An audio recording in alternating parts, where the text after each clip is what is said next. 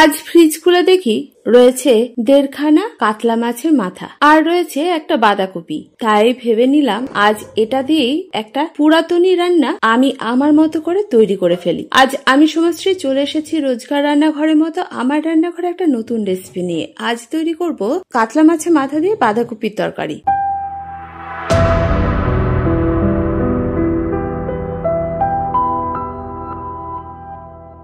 এর জন্য কি কি উপকরণ লাগবে? এর জন্য লাগবে 1.5 খানা কাতলা মাছের মাথা, যেটাকে খুব ভালোভাবে ধুয়ে জল ঝরিয়ে রেখে দেওয়া হয়েছে।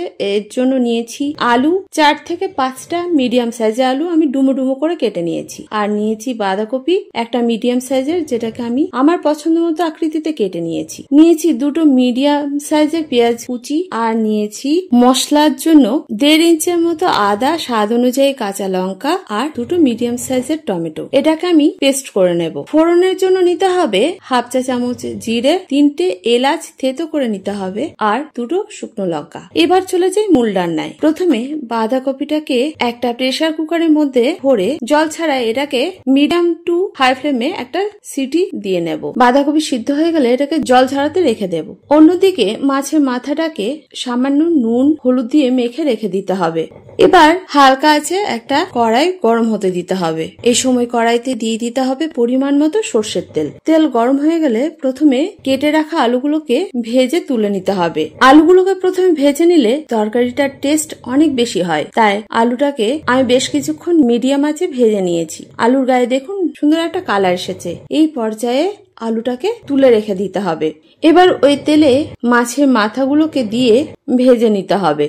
আমি একই সঙ্গে সমস্ত মাছের মাথা ভেজে নিয়েছি, আর একটু বেশ কড়া করে ভেজে নিচ্ছি।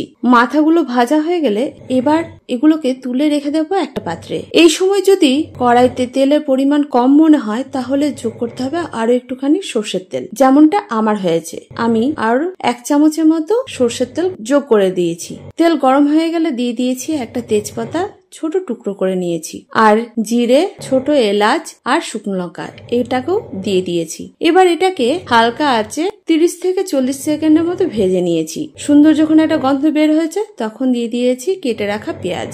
পেঁয়াজটাকে একটু ব্রাউন কালার হওয়া পর্যন্ত ভেজে নেব। দেখুন পেঁয়াজটা ভাজা হয়ে গেছে। এই সময় যোগ করেছি আদা, টমেটো আর কাঁচা লঙ্কার পেস্ট। এখন মশলাটাকে খুব ভালোভাবে কষাতে হবে। আমি এই সময় কিন্তু গুঁড়ো মশলা ব্যবহার করিনি, আগে বেটে রাখা মশলাটাকে কষিয়ে নেব। যখন মশলা থেকে তেল ছেড়ে আসবে তখন দিয়ে দিয়েছি গুঁড়ো মশলা। আমি এখানে দিয়েছি 1 চা চামচের থেকে একটু বেশি হলুদ গুঁড়ো, 1 চা চামচ ধনে গুঁড়ো, 1.5 চা চামচ জিরে গুঁড়ো, 1/2 চা চামচ কাশ্মীরি লঙ্কার গুঁড়ো, আর স্বাদ অনুযায়ী নুন, আর বেশ কিছুটা চিনি। চিনিটা স্বাদ ব্যালেন্স করবে।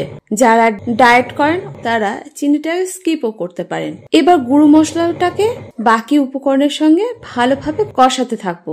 মশলা থেকে যখন তেল ছেড়ে দেবে তখন যোগ করতে হবে সিদ্ধ করে রাখা বাঁধাকপি। বাঁধাকপিটাকে দেওয়ার পরে আমি মশলার সঙ্গে একটুখানি কষিয়ে নিয়েছি। এরই সঙ্গে দিয়েছি ভেজে রাখা আলু আর মাছের মাথাটাকে। এখন সমস্ত উপকরণ খুব ভালোভাবে মিশিয়ে নিয়েছি। তবে বলে রাখি, আমি গুঁড়ো মশলা দেওয়ার পর সামান্য জল দিয়ে খুব ভালোভাবে কষিয়ে নিয়েছিলাম। এখন সমস্ত উপকরণ খুব ভালোভাবে মিশিয়ে নেওয়ার পরে আমি ঢাকা দিয়ে হালকা আঁচে রান্না করেছি, আর জল ব্যবহার করিনি। ঢাকা দিয়ে রান্না করেছি প্রায় 10 মিনিটের মতো। এই পর্যায়ে দেখে নিতে হবে আলুটা সিদ্ধ হয়েছে কিনা।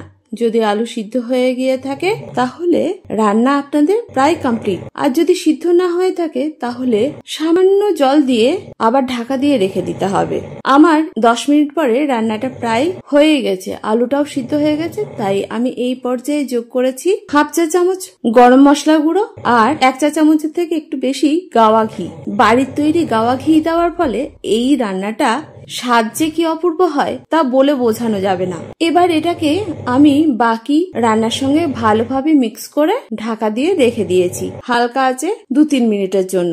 আর সব শেষে দিয়ে দিয়েছি আরো কয়েকটা কাঁচা লঙ্কা। এখন আমার রান্না পুরোপুরি কমপ্লিট। এবার এটাকে পরিবেশন করা পালা। শীতের বাঁধাকপি আর সঙ্গে যদি কাতলা মাছের মাথা থাকে তাহলে খাওয়াটা তো জমে ক্ষীর। সেটা ভাত বলুন অথবা রুটি কিংবা পরোটা। তাহলে আজকের এই পুরনো রেসিপি আপনাদের কেমন লাগলো?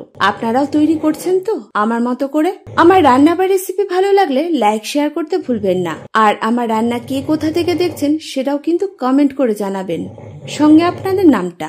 যারা প্রথম আজকেই আমার রান্না দেখছেন, ইউটিউব থেকে দেখে থাকলে চ্যানেলটাকে সাবস্ক্রাইব করবেন, ফেসবুক থেকে দেখে থাকলে পেজটাকে ফলো করতে ভুলবেন না। এটাই আপনাদের কাছে ছোট্ট অনুরোধ। আর যারা প্রথম দিন থেকে আমার সঙ্গে আছেন তাদেরকে অসংখ্য ধন্যবাদ। যাই হোক, আজ এই পর্যন্ত।